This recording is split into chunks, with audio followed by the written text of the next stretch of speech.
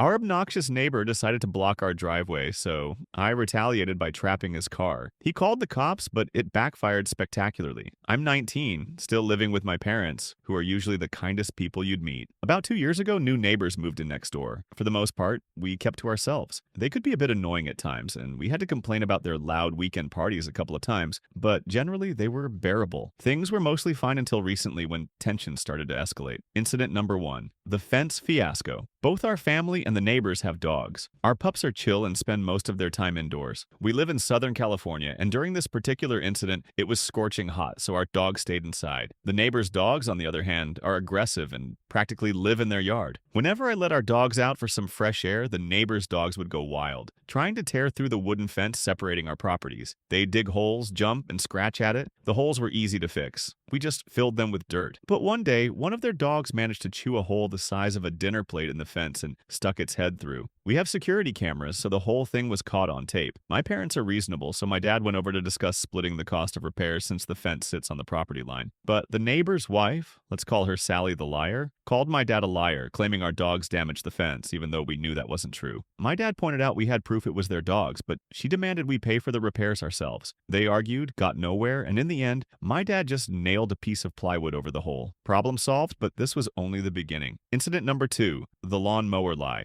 The next incident was just plain ridiculous. I still don't get why Sally even bothered lying. This happened a few days after we called the police for the 3rd time about one of their loud parties. My mom parked in our driveway, got out of the car, and Sally marched over, accusing her of yelling at their lawnmower guy for being too loud at 7:30 a.m. My mom was baffled. She'd never spoken to the guy in her life. We don't care what the neighbors do. Heck, we have a neighbor across the street who revs his motorcycle at 6 a.m. and another who's always tinkering in his garage. We've lived here for nearly 20 years and are generally fine with noisy neighbor habits. Anyway, one morning, my mom went over to the lawnmower guy and asked if she'd ever talked to him. He said no. Sally saw this, stormed out of her house, and threw a fit, yelling, "Why are you talking to him?" My mom shot back, "Because you're a lying jerk." That was it. I have no clue why Sally made it up. We started to think she was unhinged. Incident number 3. The parking wars over the past month. The neighbors sank to a new level of pettiness. Whenever they could, they'd take up all the street parking in front of our house. Our family has 3 cars, 2 in the driveway and 1 on the curb in front of our place. The neighbors have 2 cars, and they'd park both along the curb in front of our houses, where there's only space for 2 cars. They stopped using their driveway entirely, forcing us to park our 3rd car at the end of the street. It wasn't a huge deal, but their behavior was blatantly spiteful. So my parents started fighting fire with fire. As soon as the neighbors left for work, we'd move our 3rd car back to our spot on the curb. This went on for almost a year until we reached an unspoken truce, and they stopped their antics. Things went back to normal until I accidentally reignited the feud. One night, I came home late in our 3rd car. It was dark, and I misjudged my parking, ending up right in the middle between our houses. I was exhausted from work and didn't think much of it since the neighbors still had their driveway, which is identical to ours and easily fits 2 cars. The next morning, I woke up to my parents arguing downstairs. Turns out the neighbors had parked 1 car in their driveway and the other right in front of our 3rd car on our side of the curb. The problem? Their car's hood was blocking our driveway. If we tried to back out, we risked hitting their car. I'm pretty sure they were banking on that. I'd had enough of their games. I marched over,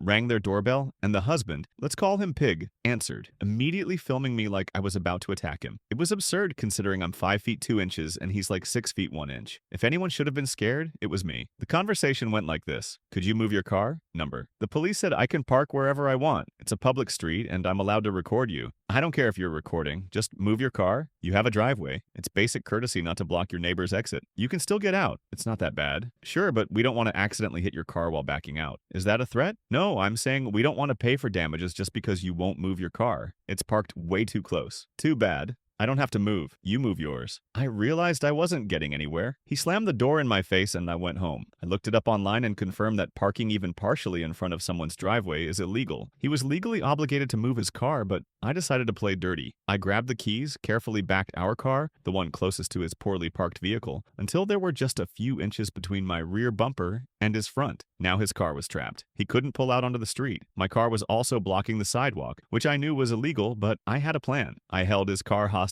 for a couple of days, hoping he or Sally would apologize to get me to move. I knew that was unlikely, though. Sure enough, a few days later, Pig called the cops and smugly watched as the officer told me I couldn't block someone's car or the sidewalk. I said I understood and would move my car, but pointed out that it's also illegal to partially block a driveway, and Pig's car was sticking out over 2 feet into ours. His smug grin vanished. He turned red and and the officer told him he'd have to move his car too. I backed my car up with the smuggest smirk I could muster, like a cat who'd caught its prey while Pig sulked and moved his car to their driveway. I made sure our third car reclaimed its rightful spot. Update: the restraining order. We filed for a restraining order against Sally and won in court. Update: the pool party chaos. The neighbors threw another insane pool party that disrupted the entire neighborhood. The police couldn't do much. We'd complain about the noise, they'd show up, issue a warning, things would quiet down for 30 minutes, and then it'd start again. Some neighbors gave up. A few even moved out. It hit my mom hard when one of her friends, who lived on the other side of the neighbors, moved because of these unbearable people. My mom finally snapped. As the party was winding down near midnight and guests started leaving, she marched over and warned Sally that if they didn't stop, we'd call the cops way more often. Naturally, Sally and her guests laughed and mocked her, which turned into a nasty argument. Thankfully, I had the sense to record it just in case. And thank goodness I did. At one point, Sally screamed at my mom, "I'll punch you in the face." Another neighbor called the police, and I totally got why. I was genuinely worried for my mom because Sally kept threatening to hit her. The cops arrived and diffused things. The next morning, I reviewed the footage and remembered you could file for a restraining order over threats of violence. Here's the thing. I knew a restraining order could cost someone their job or make it hard to find work. From a sticker on Sally's car, I knew she worked at a preschool. If I were a nicer person, I might have let it slide. But I'm petty. So we filed for the restraining order, took it to court, and as soon as the judge saw the video, especially after Sally lied, claiming she never threatened my mom, he ruled in our favor. Sally broke down, sobbing and begging the judge to reconsider. The cherry on top, I anonymously called the preschool where she worked, using a friend's phone, and told her boss everything. A few days later, I noticed the sticker was gone from her car. I'm pretty sure she got fired because she's been home almost 24/7 since. Her car barely leaves the driveway and the wild parties have finally stopped. It's been a month of blissful silence. At Christmas, nearby neighbors dropped off tons of cookie tins and chocolate boxes to thank us. Edit: how the judge saw the video. Someone asked how the judge saw the video since phones are banned in court. Fair question. We were told to turn off our phones completely, but when the hearing started and Sally lied to the judge saying she never threatened my mom, I mentioned I had a video. The judge allowed me to play it through a courtroom projector and the whole room watched. It was the final nail in Sally's coffin. By the way, in the comments, I mentioned I have another video of Sally kissing a guy who's not her husband. I haven't shown it to her husband for a few reasons. I'm not sure if they're in an open relationship. It's plausible. They have kids, and as someone whose parents nearly divorced, I know how rough that can be. I hope Sally takes this as a wake-up call since she saw the video during the trial and knows I have proof of her cheating. That might be another reason the party stopped. Plus, I don't exactly like her husband. He's always been a jerk. So it's my little revenge on him too, holding onto that ace in case the noise starts again. Comments: this is almost nuclear-level revenge. Authors reply: if I really wanted to go all out, I'd have shown her husband the video of her drunkenly making out with a party guest. And no, it wasn't a peck on the cheek. It was a full-on sloppy French kiss. I'm petty, not evil. Cheating catches up eventually, so I'm sure she'll get found out someday, especially if she's dumb enough to make out with someone right in front of her house. The managers of the apartment buildings nearby refuse to help fix our shared sewer line. Now they're losing tenants because their apartments are flooded with sewage. This tale of petty revenge started a while back, and yesterday it finally paid off. Over the last decade, our neighborhood has transformed dramatically. Most of our neighbors sold their homes, which were torn down to make way for apartment complexes. The problem? Our old sewer system wasn't built to handle the increased load. A Chinese company is currently installing a new system, but until it's done, the old one keeps clogging. Our house has a septic tank, so we only use the shared sewer for rainwater runoff. Our property sits halfway down a slope, bordered by a hedge at the top and a wall at the bottom. When it rains, water flows down from the hill, pools at our wall, and has nowhere to go. The dirt road on the other side of the wall is poorly designed, causing water to collect there too. To manage rainwater, we have an underground pipe running from the lowest point of our yard to the sewer, parallel to the wall on the road side. It's not perfect, but it worked for decades. Now, with all the new buildings, the old sewer can't keep up. When it clogs, the backup floods our yard since it's the lowest point. Above us are 5 apartment complexes, each with over 30 units, so the volume of sewage is massive. We usually deal with it quickly, but it's getting old. What's worse, the managers of these 5 buildings don't lift a finger to help. Last week, the Chinese construction crew damaged the old pipe, covered it with dirt, and moved on without telling anyone. I came home to a stench and a flooded yard. I called my usual repair guys, but they weren't available. I figured it was time to make the managers up the hill pitch in. I tracked down 3 of the 5 who were just sitting around. Let's call them M1, M2, and M3. The conversation went something like this. Hey, the sewer's clogged. We need help. M1. Why do you keep bothering us? That's your problem. It's our problem. We all use this pipe. You need to help maintain it. M2. We're already on the new Chinese system. Our building doesn't use the old pipe anymore. That was a lie. The new system was being built in phases and hadn't reached our street yet. Look, we'll all switch to the new line eventually. Just help out while we're still on the old one.